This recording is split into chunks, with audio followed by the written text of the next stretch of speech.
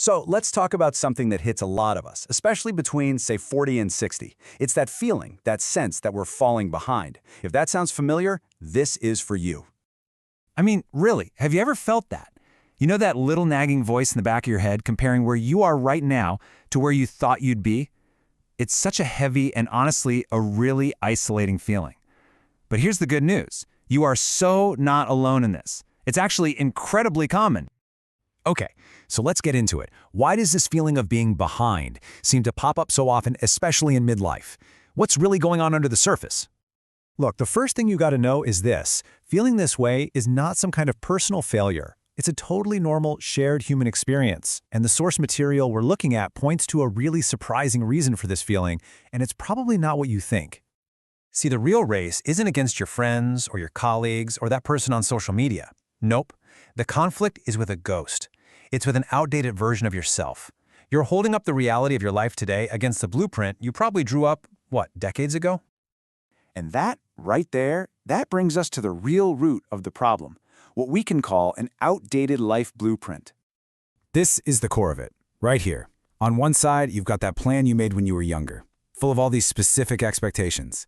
And on the other side, well, there's the actual path you've lived, the one shaped by all the unexpected twists and turns, the challenges, the real choices you made. That friction between the two, that's exactly where that behind feeling comes from. Here's the thing. The whole idea of being behind is built on this myth, really. It assumes there's one single correct timeline for life. You know, a script that says you should have this by 30 and that by 40 and be here by 50. And the reality is, that's just not how life works, at all. It's not a race on some single pre-paved track. It's this complex, messy, beautiful, individual journey. And everyone has their own pace and their own direction. So, if we're not behind, then what on earth is this feeling? Well, it's not a crisis, it's not a failure. It's a point of recalibration. This is the key. You got to get this. This feeling is not a final judgment on your life. Think of it more like a checkpoint, kind of like when your GPS recalculates the route.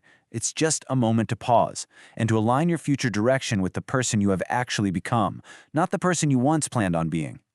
This is all about reframing your own story. Every choice you made, every detour you took, every single challenge, those weren't mistakes that threw you off course. No way. They were the very steps that created the unique path that led you right here to this exact moment.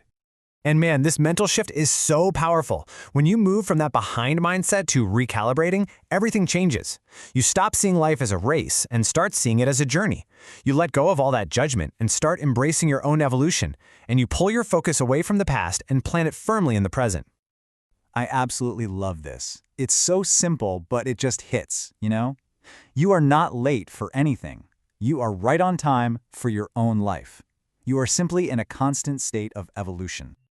Okay, so this all sounds great, right? But how do we actually do it? This moment isn't some final score. It's a new starting point. So let's look at how we actually move forward from here. And here's maybe the most important takeaway of all.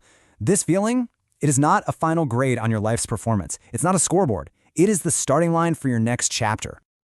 So, how do you recalibrate? Well, it breaks down into 3 pretty clear steps. First, you take inventory. Just look at your life honestly, without that filter of old expectations.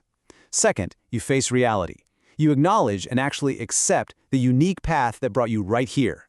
And finally, you choose your direction, a new one that is genuinely aligned with who you are today. And that, right there, brings us to the final and most important question. Your past is the path you walked. It's not a cage you're trapped in. The real power of recalibration is that it hands the controls right back to you. So from this new starting point, who will you choose to be now?